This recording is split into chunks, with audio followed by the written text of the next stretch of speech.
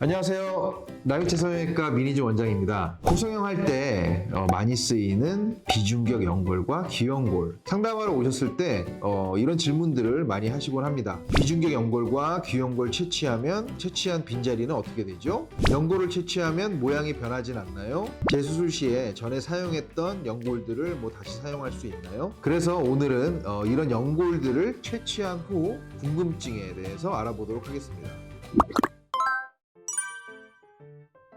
비중격 연골은 우리 콧구멍과 콧구멍 사이에 손가락을 넣어보시면 가운데 벽이 있는데요. 그 벽 안에 들어가 있는 연골이 비중격 연골이거든요. 이 그림에서 보시면 이렇게 하늘색으로 표시되어 있는 요 부위. 그런데 사람들마다 그 비중격 연골의 사이즈가 다 좀 다르고 좀 더 큰 사람, 작은 사람, 그다음에 그 두께, 판처럼 되어 있는 그 두께도 되게 얇거나 아니면 좀 두껍거나 그것도 좀 다양하기 때문에 수술 전에 비중격 연골의 상태를 파악하는 게 되게 중요한 요소 중에 하나라고 말씀드릴 수 있겠습니다. 우리가 코 수술을 할 때 쓰는 귀연골은 주로 귓바퀴의 안쪽에 있는 연골들을 쓰게 됩니다. 그래서 그림에서 보시면 이 귓바퀴 둘레 안쪽에 있는 요 부위에 있는 연골을 채취하게 되는데, 필요한 그 귀연골의 양에 따라서 위쪽에서부터 아래까지 다 채취해서 쓸 수도 있고요. 이 아래쪽만 채취해서 쓸 수도 있고, 위쪽만 채취해서 쓸 수도 있고, 가운데 보면 이렇게 구획이 나눠져 있잖아요. 수술하는 의사가 어떠한 컨셉을 가지고 어느 정도 양이 필요한지 이런 거에 따라서 채취를 해서 사용하게 됩니다.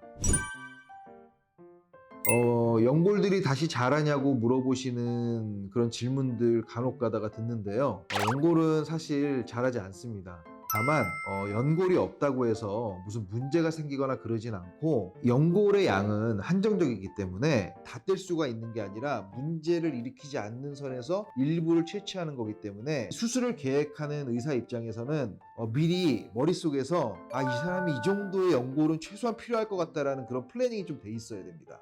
네, 당연히 그렇죠.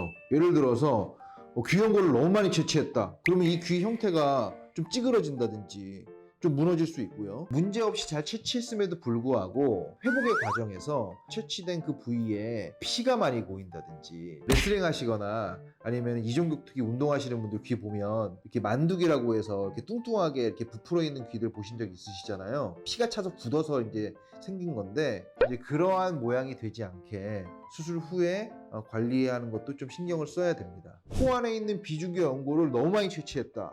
우리가 이제 그 안장코라고 보통 얘기하는데, 코가 중간에서 이렇게 좀 꺼져가지고 좀 주저앉을 수도 있어요. 그렇기 때문에 예측만 한다고 해서 거기서 끝이 아니라 정말로 예측한 양을 내가 수술의 술기를 통해서 다 채취할 수 있느냐, 요건 또 다른 문제라는 걸 조금 알고 계셔야 될 것 같습니다. 비중격 연골을 채취하는 거는 사실 본인은 자각할 수 있는 증상이 거의 없고요. 귀연골 같은 경우에는 좀 아파하시는 분들이 있으세요. 째고 안에 있는 이제 연골을 채취하고 하다 보니까 조금만 만져도 아프고 민감하고 그런 증상이 있으실 수 있는데, 보통 짧게는 한 2, 3일 정도 지나가면 급성 통증은 좀 없어지시고, 초기에 이제 수술해서 아픈 거는 보통 한 일주일 정도 되시면 어느 정도 괜찮아지십니다. 혹시라도 그 이상으로 통증이 너무 오래 지속된다든지, 통증의 강도가 생각보다 너무 심하다든지, 그러면 당연히 병원 오셔서 체크하고 검사를 받아보셔야 되겠죠. 상태에 따라 다르지만 당연히 그 전에 썼던 연골들을 재사용할 수 있습니다. 재수술을 한다라는 거는 다른 모양으로 만들려고 한다든지 현재 상태에서 좀 변화를 주려고 하는 거잖아요. 이 변화를 어떻게 주려고 하는지에 따라서 플래닝이 바뀔 것인데, 내가 이 연골들을 다시 사용해서 할 건지 아니면 새로운 연골을 가져다가 다시 수술할 건지, 이거에 따라 일단 나뉘고요.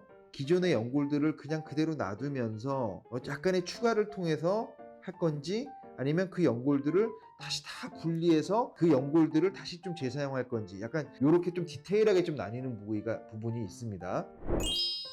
비중격 연골이 더 좋다, 뭐 귀연골이 더 좋다, 이런 것보다는 다 이 상황에 따라 다를 수 있기 때문에 환자분들과 얘기를 나누고 이분들이 원하는 게 뭔지, 원하는 모양이 어떤 것인지 잘 파악해서 굉장히 최선의 조합으로 최고의 수술 결과를 내는 것이 더 중요하다고 생각합니다. 이번 영상이 도움이 되셨다면 또 좋아요와 구독 눌러주시고요. 더 궁금하신 점이 있으시면 댓글에 남겨주세요. 그 댓글에 대한 대답을 또 성실히 하도록 하겠습니다.